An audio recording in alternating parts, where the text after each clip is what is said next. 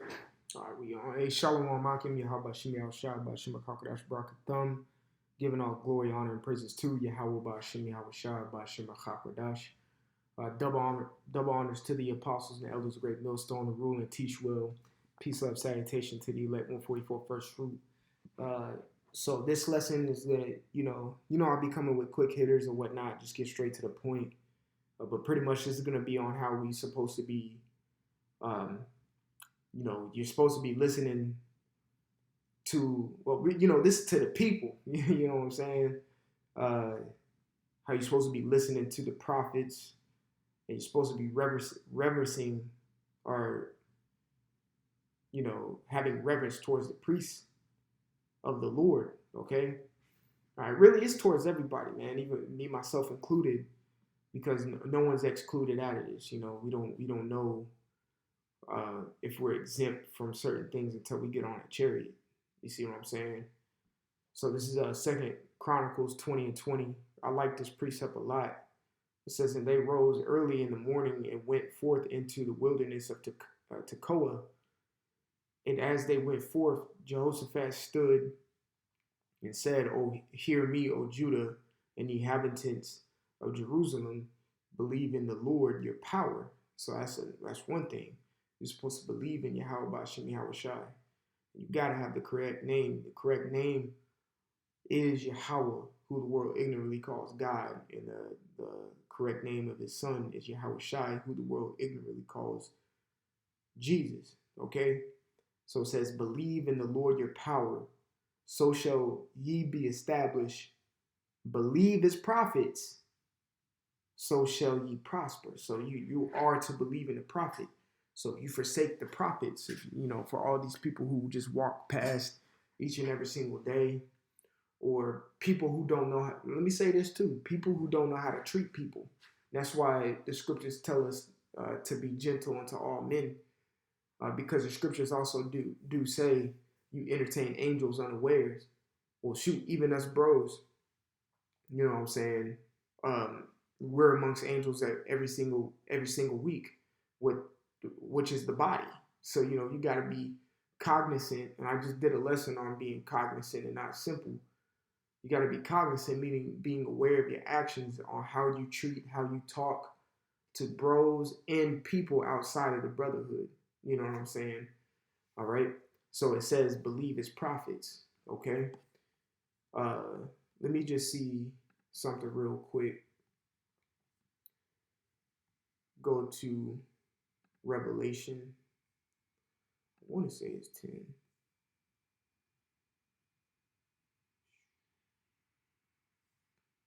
might be 9.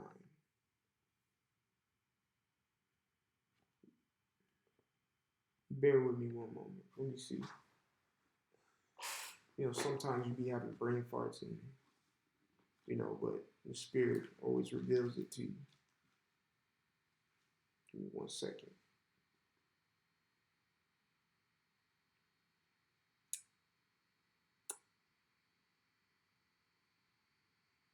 Salaki.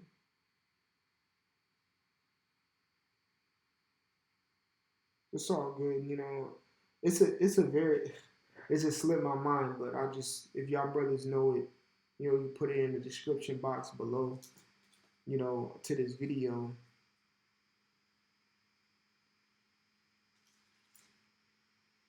It's 5. That's what I keep getting them mixed up, man. I always think it's 10 and 5, but it's chapter 5. Salaki.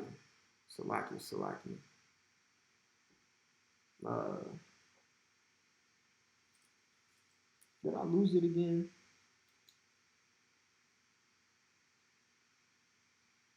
There, yeah, I'm right on it. This Revelation 5 and 10, it says, and has made us unto our power kings and priests, and we shall reign on the earth.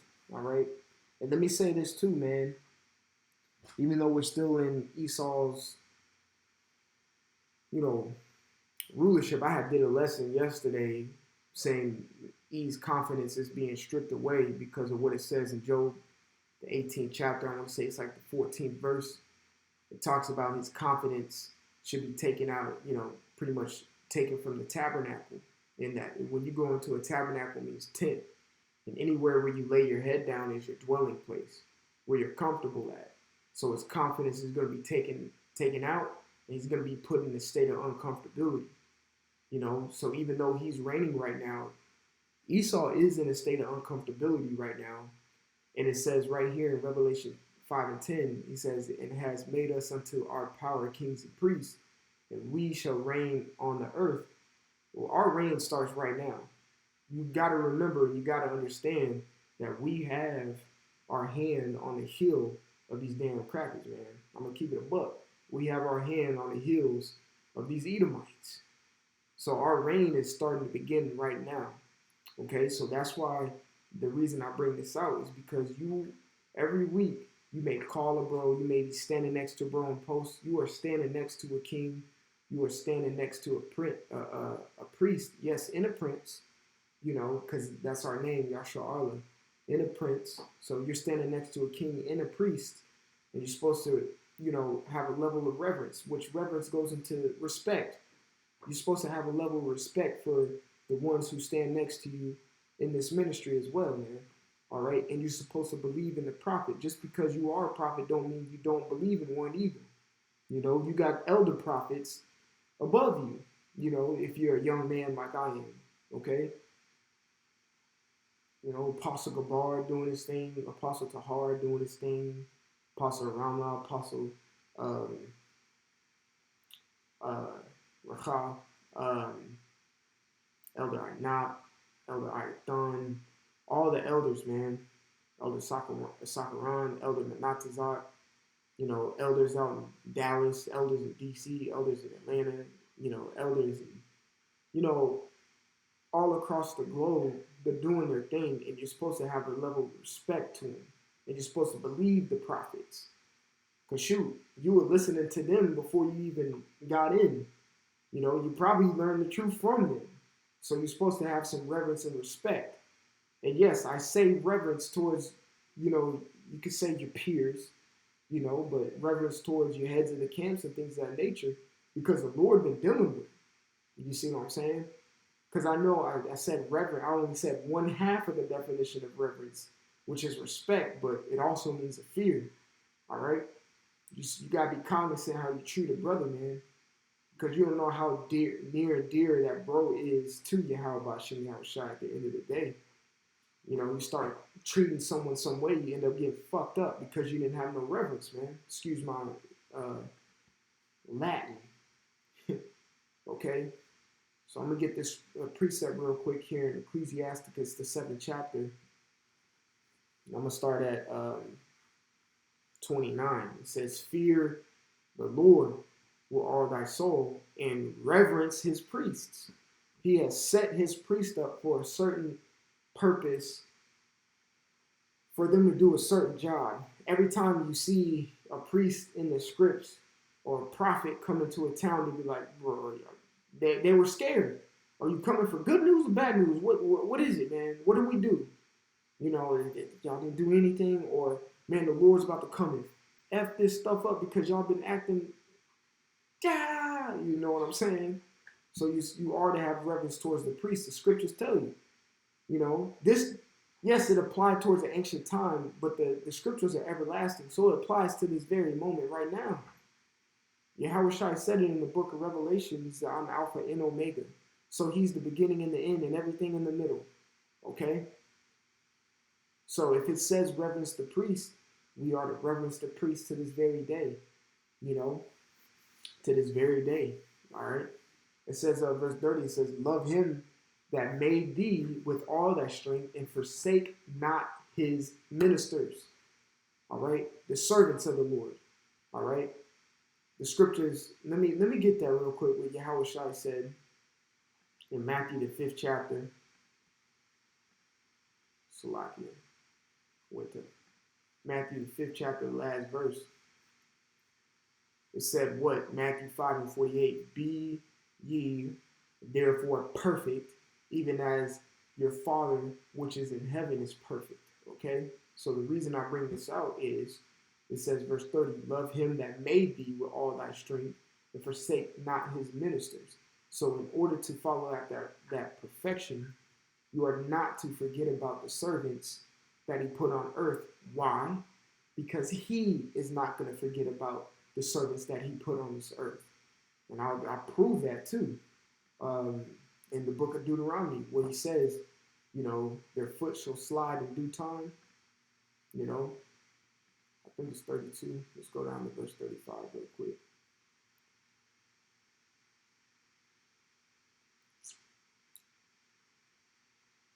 Yeah, that's it.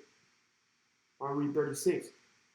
Deuteronomy 32 and 36 says, "For the Lord shall judge his people and repent himself for his servants." When it says repent, means, all right, to turn from his servants, from getting the judgment that the heathens are going to get. And I'm saying heathens as in the 2/3 of Israel, along with all the other 17 other nations. Okay? We're not going to receive that judgment, Lord willing, because he's going to remember us and repent himself from us. So it's the same thing we do. We remember his ministers, okay? And we have reverence towards his priests, and we believe in his prophets. The scriptures say it's plain, clear as day, all right? It says, when he seeth their power is gone and there is none shut up or left.